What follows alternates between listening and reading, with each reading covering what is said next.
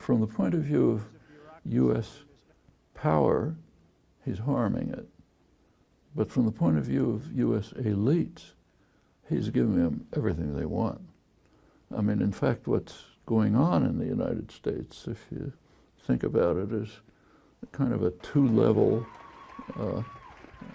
wrecking ball, if you want to call it that. Trump, his role, whether this is conscious or not, I don't know, but you can see what's happening. Trump's role is to ensure that the media and public attention are always concentrated on him. So every time you turn on a television set, it's Trump. Open the front page of the newspaper, Trump. And in order to maintain, he's a con man, basically, a showman. And in order to maintain public attention, you have to do something crazy. Otherwise, nobody's going to pay attention to you. If you do normal things, you'll be, way back somewhere. So every day there's one insane thing after another. And then, the media, he makes some crazy lie. He had the biggest crowd in history or something. The media looks at it and says, no, it wasn't the biggest crowd. But meanwhile, he's on to something else, and then you go to that one.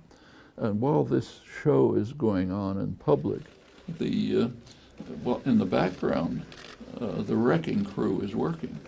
Paul Ryan, Mitch McConnell, the guys in the cabinet who write his executive orders. What they're doing is systematically dismantling every aspect of government that works for the benefit of the population. This goes from workers' rights to pollution of the environment, rules for protecting consumers. I mean, anything you can think of is being dismantled.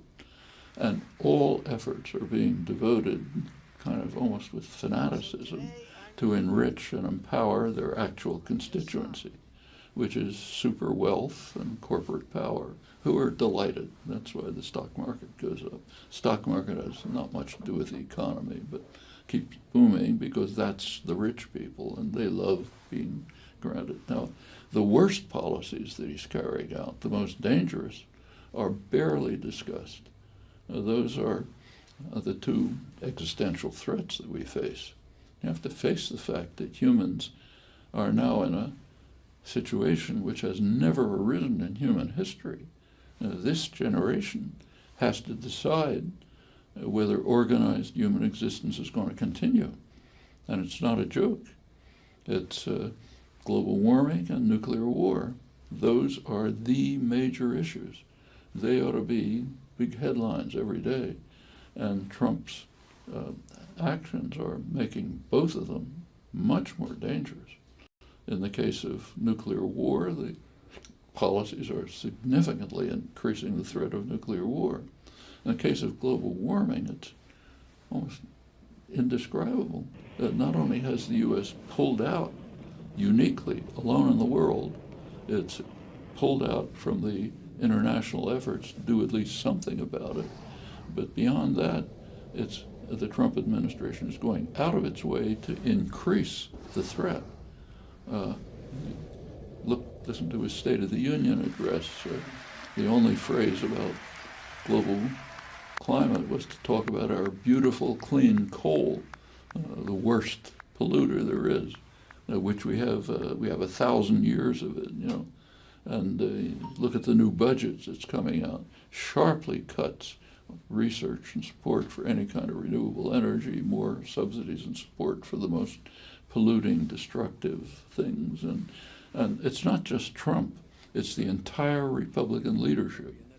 So if you look at the 2016 election, at the primaries, every single candidate, not a single exception, either denied that global warming is taking place or said maybe it is, but we shouldn't do anything about it, which I think is worse. They were called the moderates, like Kasich.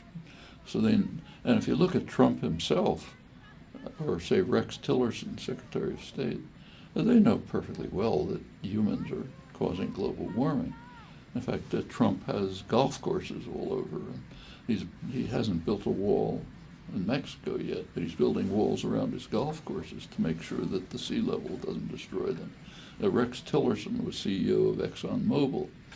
Since the 1970s, scientists at ExxonMobil have been, we now know they've been made public, forced to be made public. They've been producing severe warnings to the leadership about the effect of the use of petroleum on destroying the environment. So they all know about it, but they're not doing anything about it, which is a level of criminality that is almost hard to find words to describe. I mean, here are, educated, well-off, rich people, upper elite, who know that what they're doing is destroying the prospects for organized human life, and do it anyway because they make more profit tomorrow. Can you think of an analog to that in human history? I really can't.